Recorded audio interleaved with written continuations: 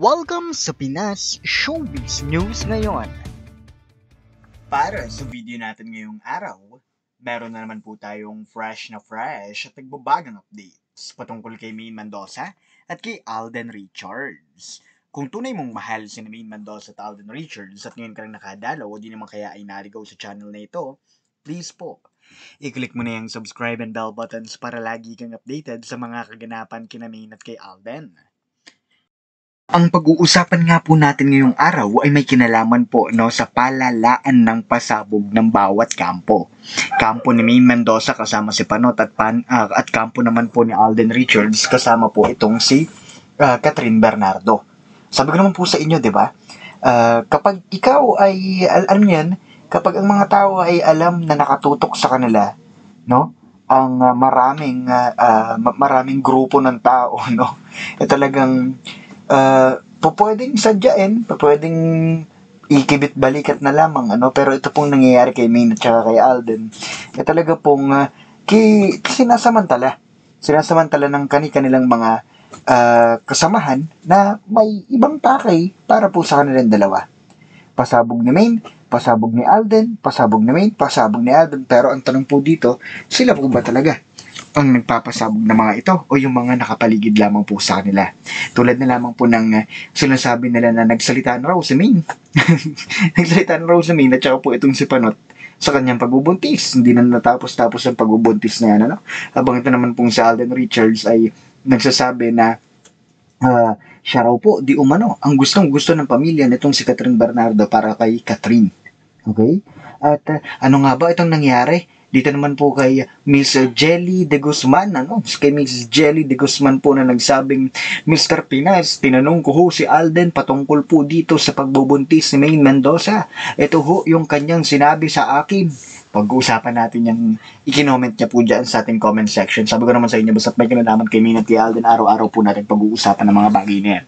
At bago nga tayo magpatuloy, pahayaan nyo muna magpasalamat ako sa mga subscribers and viewers natin na patuloy po pag-support at pagmamahal kina Maine at kay Alden na wala pong ibang hinihintay na kapalit. Lagi ninyong tatandaan na sa lahat po ng pagkakataon at oras, nandito po tayo para suportahan ng dalawa. At naririto ang mga komentong napili ng aming team patungkol sa mga updates natin. Ito lang. Sabi nga po dito ni Miss Gina Torrico, Mr. Pinas, ang showbiz ay pangkatuwaan lamang. Hindi lahat ng nakikita at naririnig ay totoo. Halata naman na pati mga fans ay ginagawa nilang pangkatuwaan. Yan ay kung gusto mo din. Subalit madami ang ganun, Mr. Pinas. I use my head, not my heart, no? Anong kinalaman nun? Dahil ang utak ang nagdidikta ng totoo at hindi ang puso. Fandom, gamitin ang utak sa nangyayari sa Aldab. Huwag gamitin ang puso. Iiyak ka lang kapag itong ginamit mo.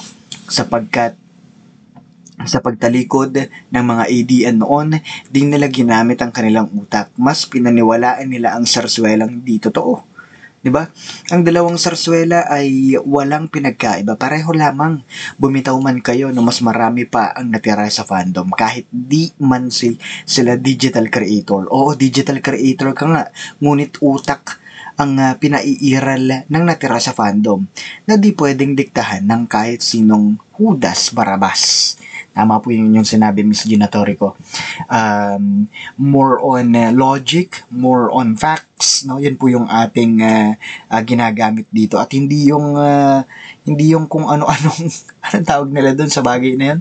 Hindi yung ito ko kasi bugso ng damdamin namin. Wala hong ganun, no?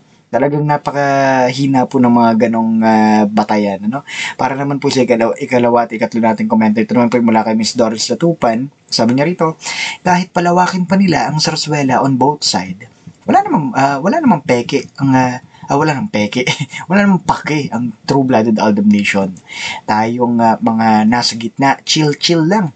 Because we're always focusing on the reality as long as happy ang couple sa private life, walang epekto ang ginagawa ng mga kalaban.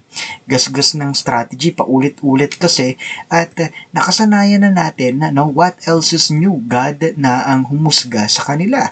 Thanks Mr. Pinas, praying for your lola granny sa full recovery. I know that's possible kasi maalaga ka sa lola mo. You take care of yourself to God bless. Maraming salamat po. Napakainit po kasi ng panahon, kaya hindi ko ho maiwanan si Lola Granny. Maraming salamat po sa inyong pag-aalala at ganoon na rin po sa mga panalangin, ano? Hindi po ako nangingi sa inyo ng kahit ano, pero panalangin, okay na po. At mula naman kay Miss Christy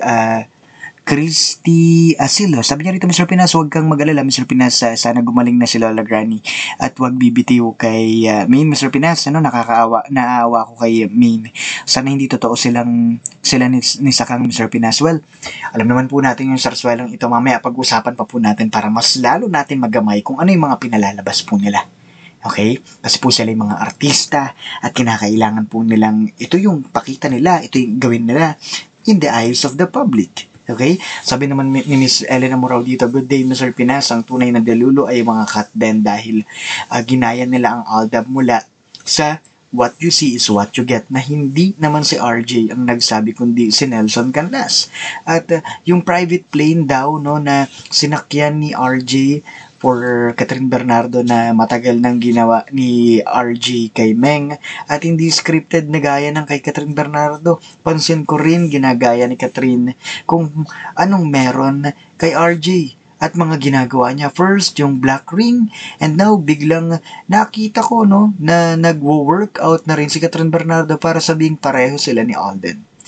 No, kawawa si girl pag na-fall siya kay RJ dahil never na ipagpapalit ni RJ si Meng sa isang pinagsawaan na at iniwan ng boyfriend at retokada pa. Baka mas lalo pa siyang masaktan kaysa sa breakup kuno nila ni Daniel Padilla. Sabi ni OG Diaz, ni OG the Cockroach, may source daw siya na nililigawan na ni RJ si Catherine Bernardo. Kaya napakomment ako. Sabi ko, may video ba na sinabi mismo ni RJ? Thanks sa update, Mr. Pinas. Stay healthy. Yan yung mga gusto ko sa inyong pag-iisip. Hanapan nyo ng hanapan ng resibo. Kasi napakadali lang naman po talaga napakadaling gumawa ng fake news sa panahon ngayon. Sabi ko nga sa inyo, kaya nga tayo nandito para labanan ng lahat ng fake news na yan. We are one of the fake news advocate here, no? Na kailangan labanan natin yung mga fake news na yan na pumapatungkol kay Maine at saka kay Alden. Hindi tayo mapapagod na ipakita, sabihin, bigyan ng resibo, ang lahat ng kanilang mga pinagbababato kay Maine at saka kay Alden.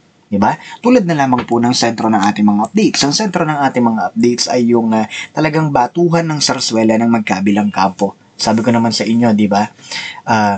Maniwala kayo sa akin, kapag may pasabog ang kampo ni Alden Richards at ni Catherine Bernardo, meron din pong pasabog ito pong si Maine Mendoza at saka si Panot.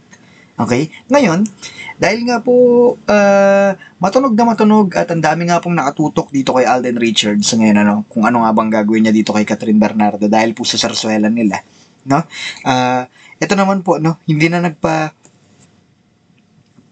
nagpatinag pa. Ito naman pong mga story makers kung saan sinasabi nga nila na si banggitin ang kanyang pangalan. Sinasabi po nila na ito pong si Panot at saka po si Maine Mendoza ay nagsalita na patungkol po sa kanyang pagbubuntis, which is not true. Wala po tayong ganun na nakita na may resibo. Hingian nyo po ng resibo yung mga taong nagkakalat po ng ganyan. Okay? Wala pong ganun. Walang ganun, Mars. Okay? Wala akong ganon. At dahil nga po malakas na mabilis na kumalat ang ganyang fake news, ang dami pong nagtataka at dami pong nagtatanong, Mr. Pinas, tao po bang buntis na po si Mengay at saka po ang ama daw po ay si Panot? Okay? Sabi ko nga sa inyo, kung kanila pong mamarapatin at kung kanila pong gugustuhin na palabasin na sa Maine Mendoza ay buntis, magbubuntis yan, gagawan ho nila yan ng sarswela. Hanggang sa kumuha pa yan ng actual baby na palalabasin po nilang kanila pang baby. Okay? Pero huwag kayong mag-alala dahil alam naman po natin na may nauna na. Okay?